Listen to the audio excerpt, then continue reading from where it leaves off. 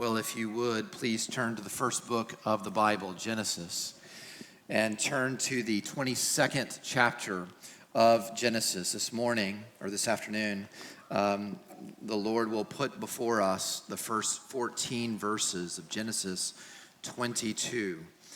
Genesis 22, verses 1 through 14. I've come a long way this afternoon to talk to you about when God asks for the unimaginable. The title of the sermon is When God Asks for the Unimaginable. I pray that the Lord would use this time to prepare you for when God asks you for the unimaginable. Like, for example,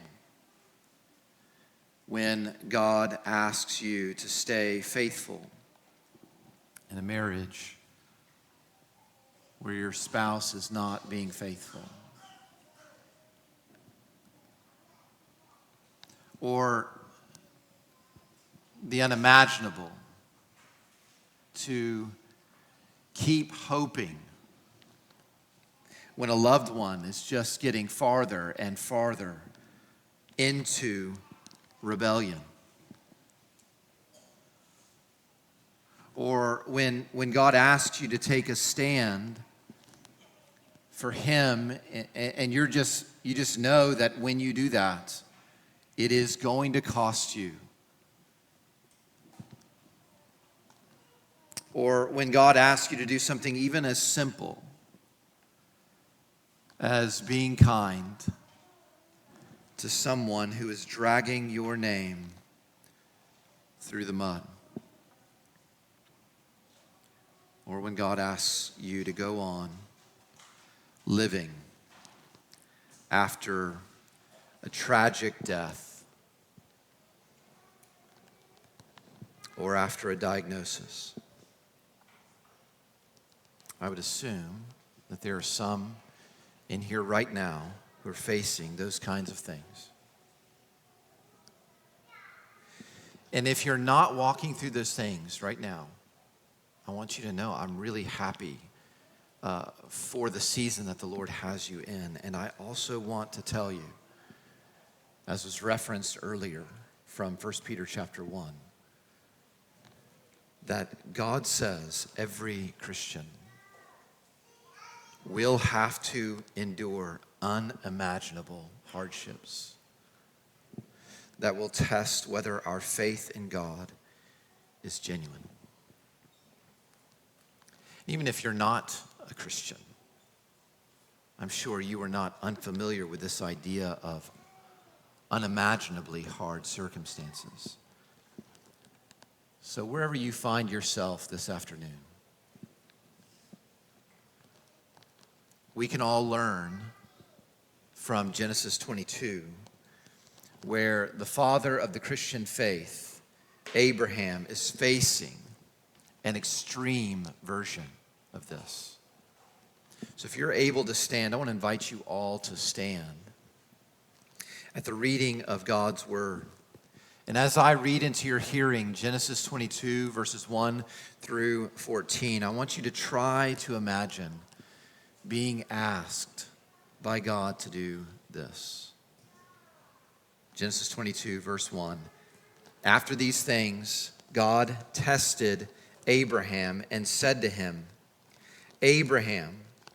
And he said, Here I am. He said, Take your son, your only son, Isaac, whom you love, and go to the land of Moriah, and offer him there as a burnt offering on one of the mountains of which I shall tell you. So Abraham rose early in the morning, saddled his donkey, and took two of his young men with him, and his son Isaac. And he cut the wood for the burnt offering, and arose and went to the place of which God had told him. On the third day, Abraham lifted up his eyes and saw the place from afar. Then Abraham said to his young men, Stay here with the donkey. I and the boy will go over there and worship and come again to you. And Abraham took the wood of the burnt offering and laid it on Isaac, his son. And he took in his hand the fire and the knife. So they went, both of them, together. And Isaac said to his father Abraham, "My father." And he said, "Here I am, my son." He said, "Behold, the fire and the wood, but where is the lamb for a burnt offering?" Abraham said, "God will provide for himself the lamb for a burnt offering, my son." So they went, both of them, together. When they came to the place of which God had told him, Abraham built the altar there and laid the wood in order and bound Isaac, his son, and laid him on the altar on top of the wood. Then Abraham reached out his hand and took the knife to slaughter his son. But the angel of the Lord called to him from heaven and said, "Abraham, Abraham." And he said, "Here I am." He said, "Do not lay your hand on the boy or do anything to him, for now I know that you fear God, seeing you have not withheld your son, your only son, from me." And Abraham lifted up his eyes and looked, and behold, behind him was a ram caught in a thicket by his horns. And Abraham went and took the ram and offered it up as a burnt offering instead of his son. So Abraham called the name of that place, "The Lord will provide." As it is said to this day, "On the mount of the Lord it shall be provided." The grass withers and the flower fades. The word of our God stands forever. Amen. You may be seated. I want to draw your attention to something in verse 1 that we are allowed to know even before Abraham was allowed to know this. In verse 1, we're told this is a test. When God asks Abraham for the unimaginable, to sacrifice his son, it's a test of Abraham. It's his test. So I just want to say this from the beginning. God is never going to ask that of you or me. I know that you're going through the book of Revelation, and so we're just dropping into Genesis here. I just remind you, Abraham and Isaac are utterly unique in the unfolding plan of God. So this is a very special and unique ask that God is making of this one and his son who will bless the world. God will not ask this unimaginable thing of us, but Abraham is a model for whenever and however God does ask each of you and me to obey him in circumstances that at least seem unimaginable. The main point I want you to leave with from these verses is this: when you face the unimaginable, you should fear God more than you love anything else. This really comes right out of the text in Genesis 22.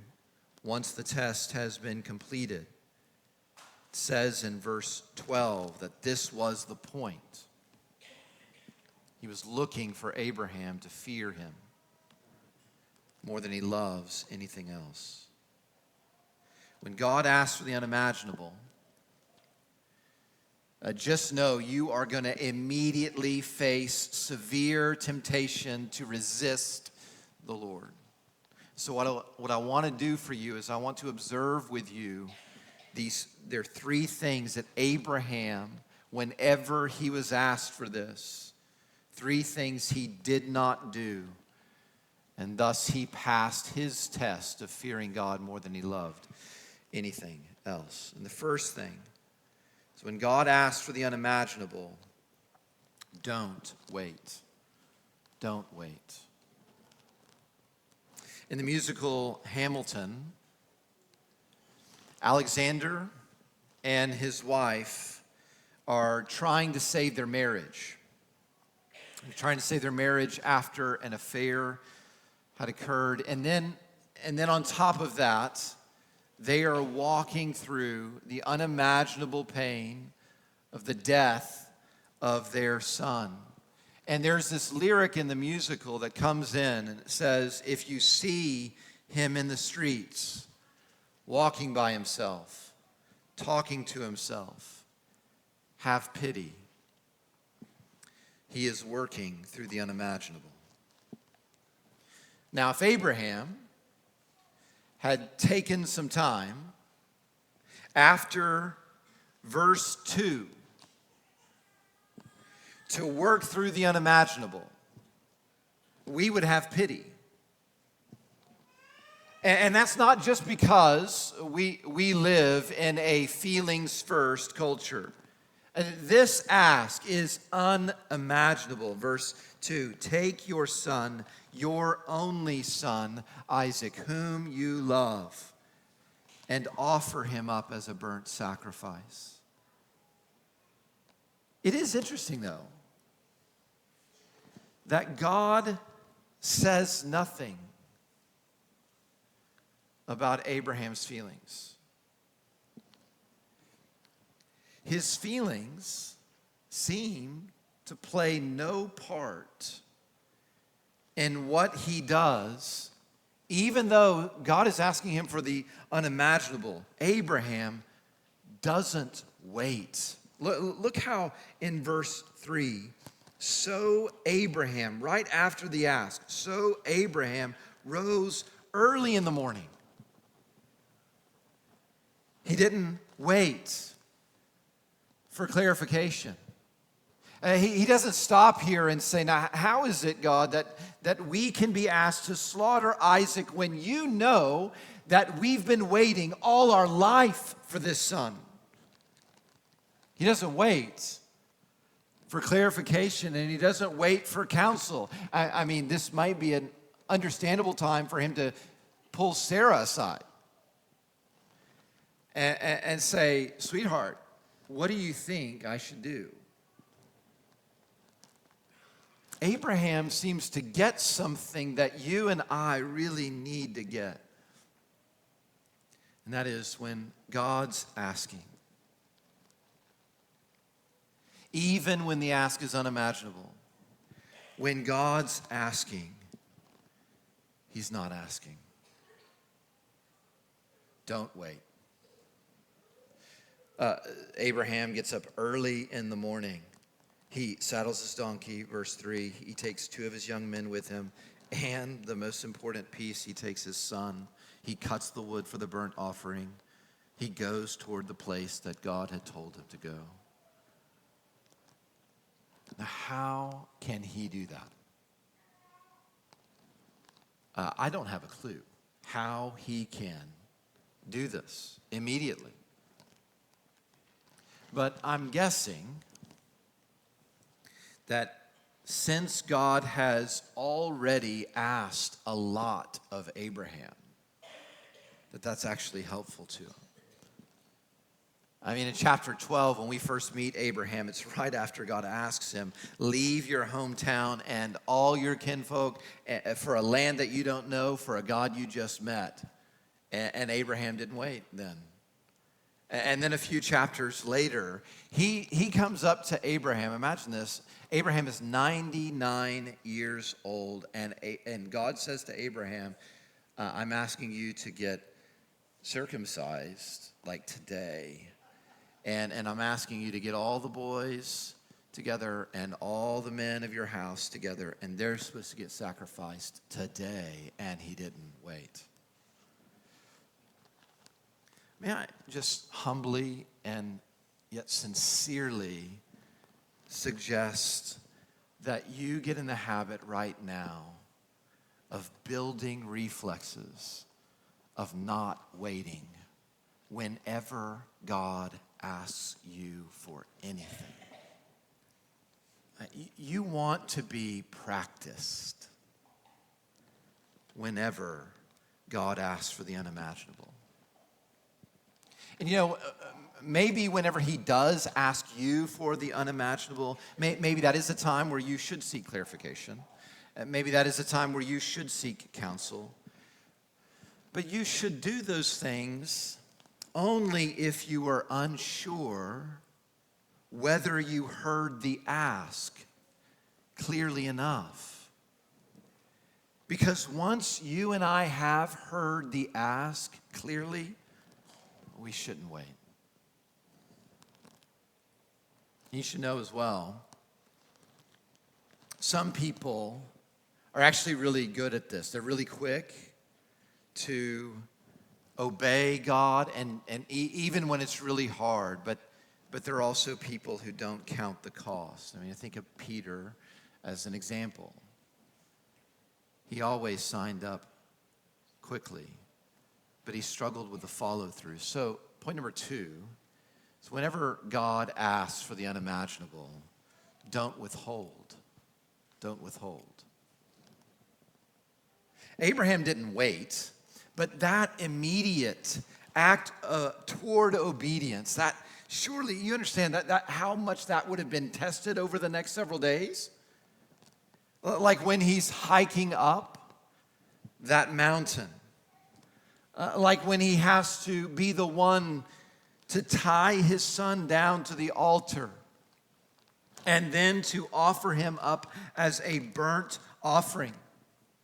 I mean, that specific offering. God is specifically asking Abraham to lay the body of his son Isaac on the fire to be burned from top to bottom, all the way down to ash. That is the test. The question is, will Abraham withhold anything from God? Will he spare his only son, this one he loves so much? And Moses, whenever he tells this story, he wants us to feel just how big an ask this is with all the language and how he describes this relationship. Look again in verse 6.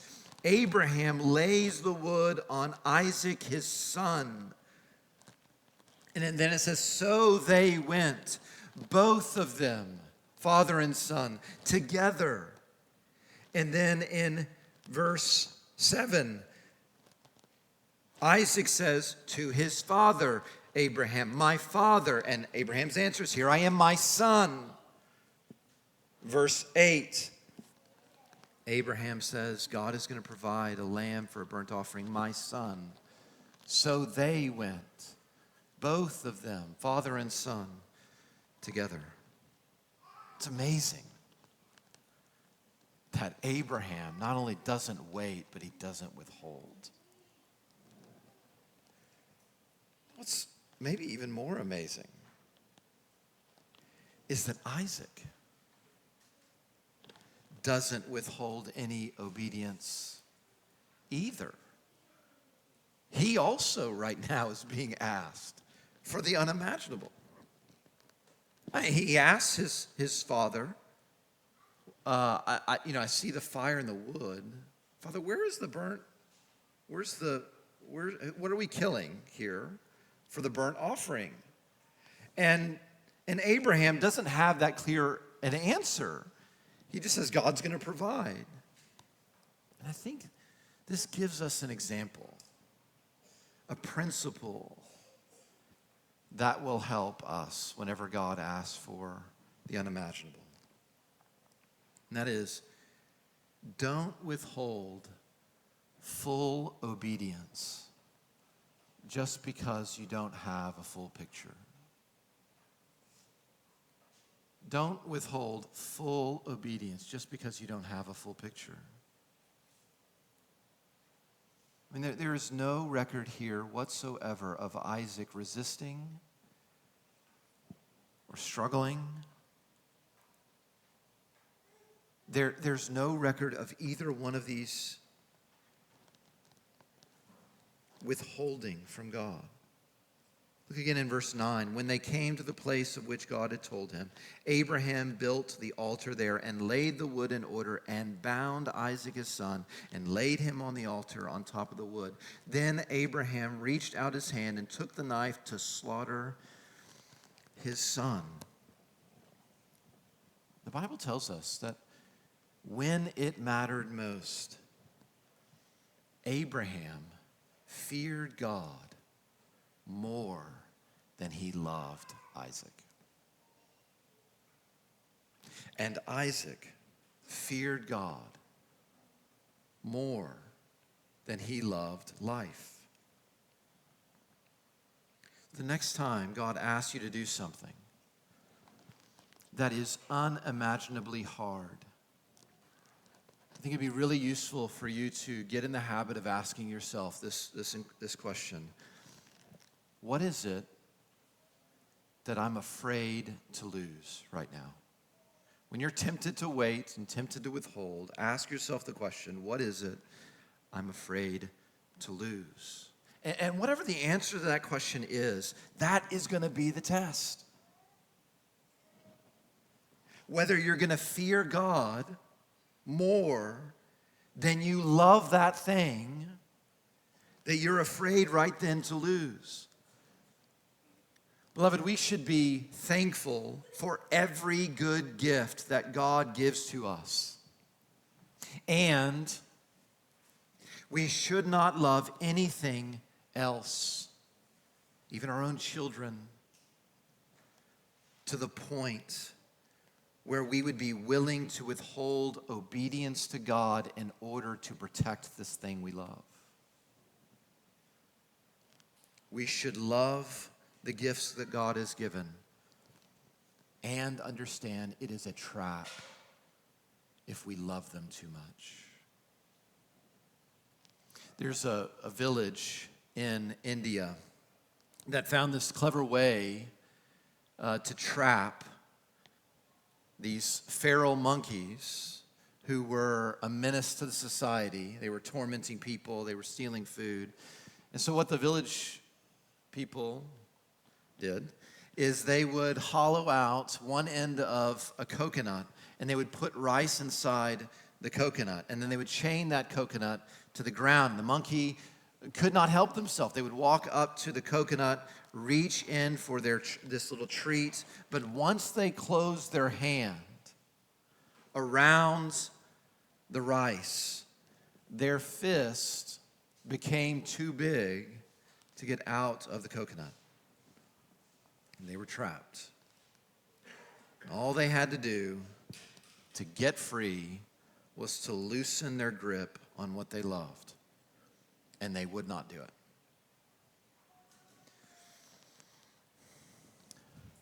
Beloved, understand this. God is not testing us because he's annoyed with us whenever he asks for things that are unimaginably hard. He's not annoyed with us like those villagers were with the monkeys. God's children are not a menace to God. He only ever asks us when asking us is best for us. The question that you should settle in your mind right now is, will you loosen your grip on your loves? And if you answer yes, I just want to caution you. You should answer yes and hear this caution. And that is, don't become an Eeyore kind of Christian. You know, the kind of Christian who doesn't wait, the kind of Christian who doesn't withhold, but the kind of Christian who always thinks God is only going to give him the worst or be unkind to her. Be resolute not to wait and not to withhold, but don't become hopeless. So there's a third thing we see Abraham not do whenever God asks for the unimaginable. He doesn't worry. Point number 3 is don't worry.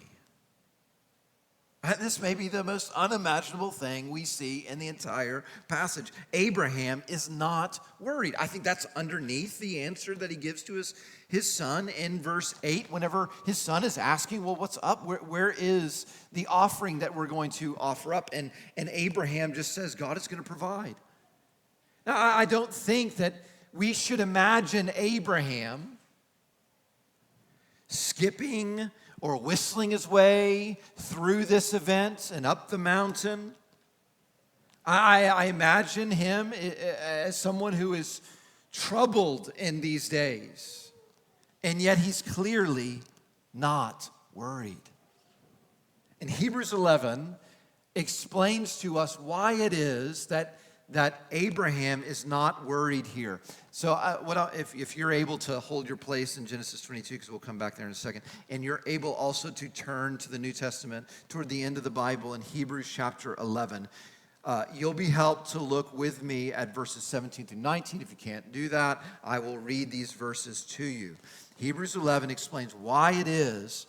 Don't you want to know how it is that you don't have to worry whenever God asks you for the unimaginable? I just want to note three things in these three verses. Hebrews 11, 17 through 19. The first thing is Abraham does not disobey God's command. That's what he starts with in verse 17. By faith, Abraham, when he was tested, this is what he did. He offered up Isaac. And we've just read that. He offered up Isaac to the Lord. He didn't disobey God's command. But the second thing is, in verse 17 and 18, at the same time, Abraham doesn't stop believing God's promises. Look how he makes this clear in verse 17.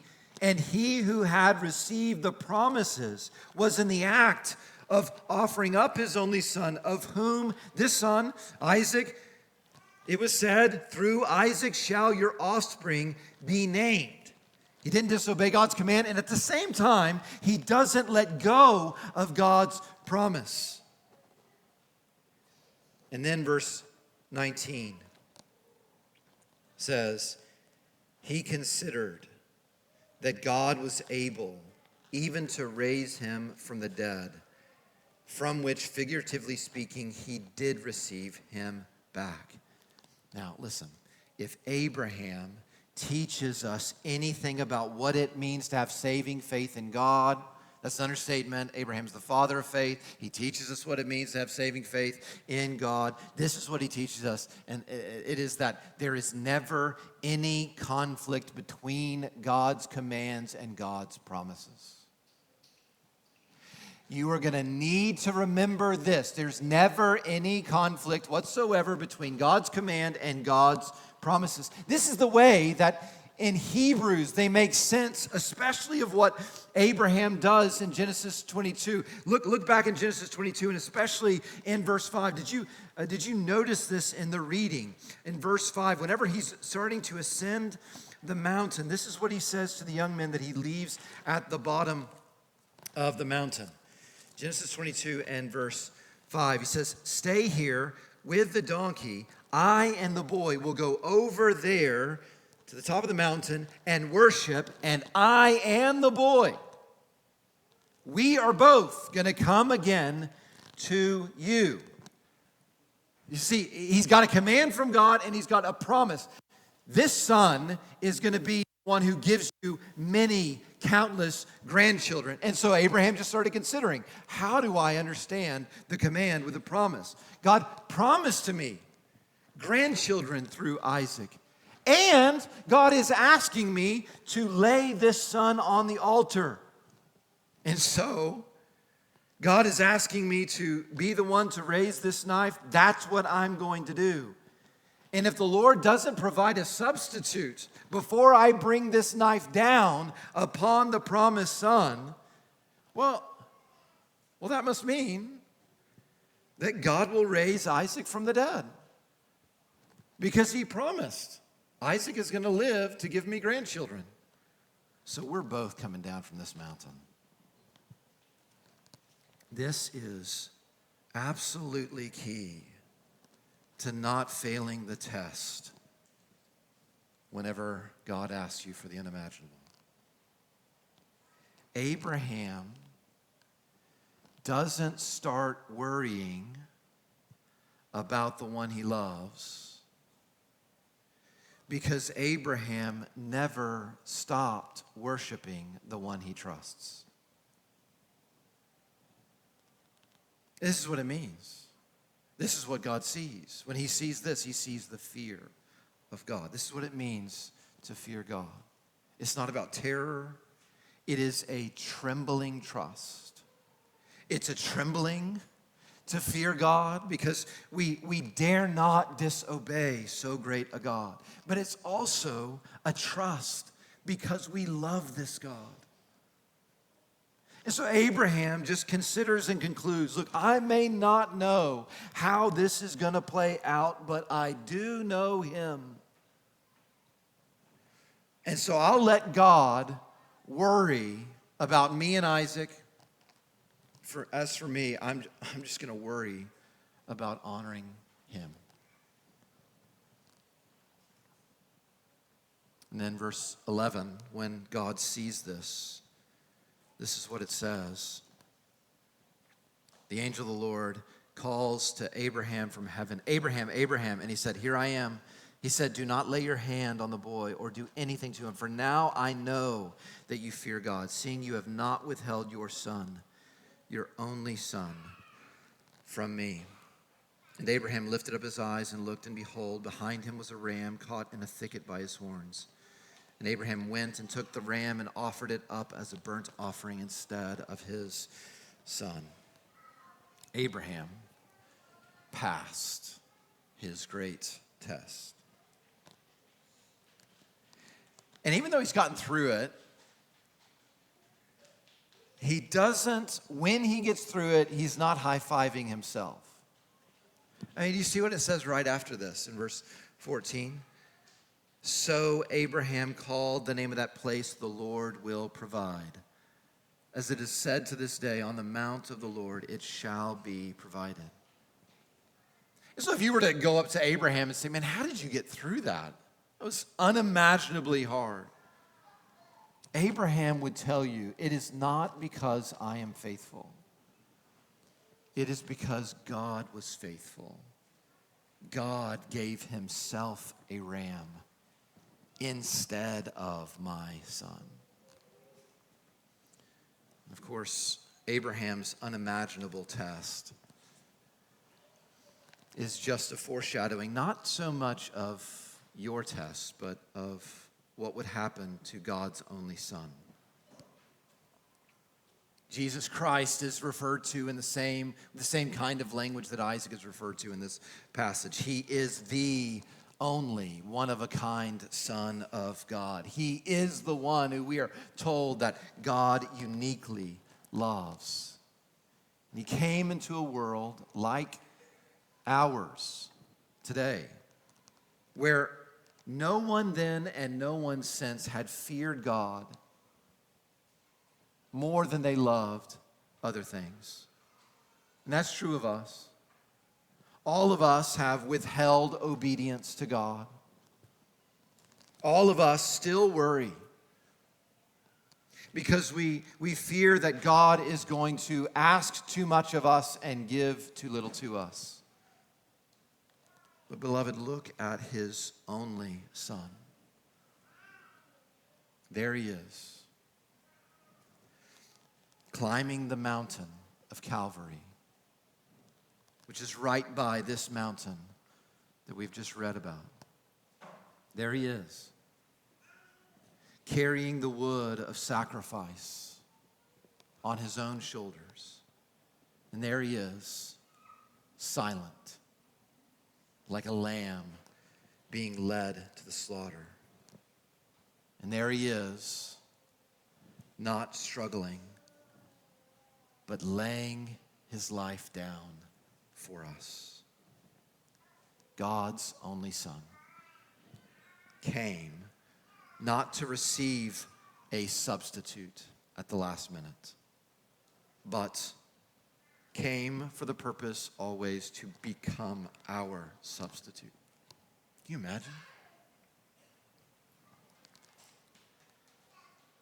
This world is full of sorrows and trials for the believer and the non-believer. If you're here and you're not someone who has been devoted to following Christ, can you imagine a God like this? The one who gave up who he loves most to gain a people who did not love him at all.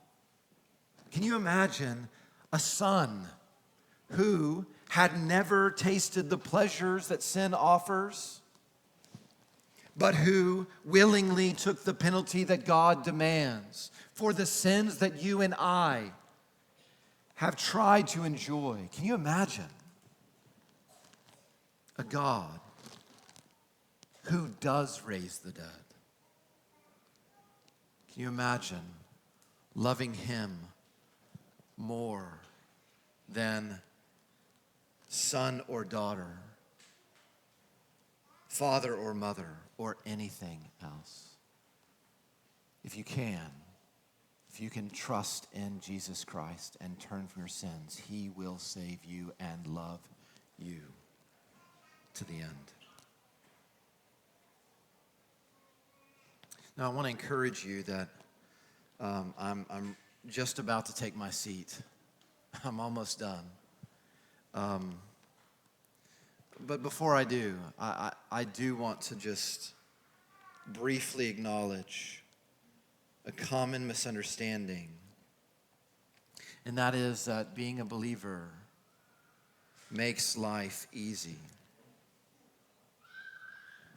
Being a believer fixes our greatest problem, and being a believer creates new problems. And one of those problems is that God himself tests his children. And so when he does, when God asks you for the unimaginable, I want you to remember the Princess Bride. So hang with me for just a second as I move on to the Princess Bride. Now, in the Princess Bride, Buttercup is this beautiful maiden, and she tests the lengths that her farm boy would go to please her. She, in one little scene, asks him to clean her horse saddle till she can see her own reflection in it, and then he answers her, "As you wish." Thank you for speaking up there. As you wish. She asks him to fill pails of water, and he says, "As you wish." And in the story, it says that she comes to realize that when he says, "As you wish," he was really saying, "I love you." I wonder if you noticed how Abraham kept answering God whenever God kept asking him something. In verse 1, look again there where he says Abraham, and Abraham says, "Here I am." And then again in verse 11, he says, "Abraham, Abraham," and he says, "Here I am." I think it's safe to say that whenever Abraham says, "Here I am," he's really saying, "I love you. God, I trust you, and I will do as you wish." In church, he said that. He said that before God gave not just a ram caught in a thicket. He said that to God before he gave his only son. So what will you say? What will you do the next time God asks for the unimaginable? Will you wait? Will you withhold? Will you worry? Or will you do as God wishes? And will you have total confidence that he who did not withhold his own son never asks more than he's already given?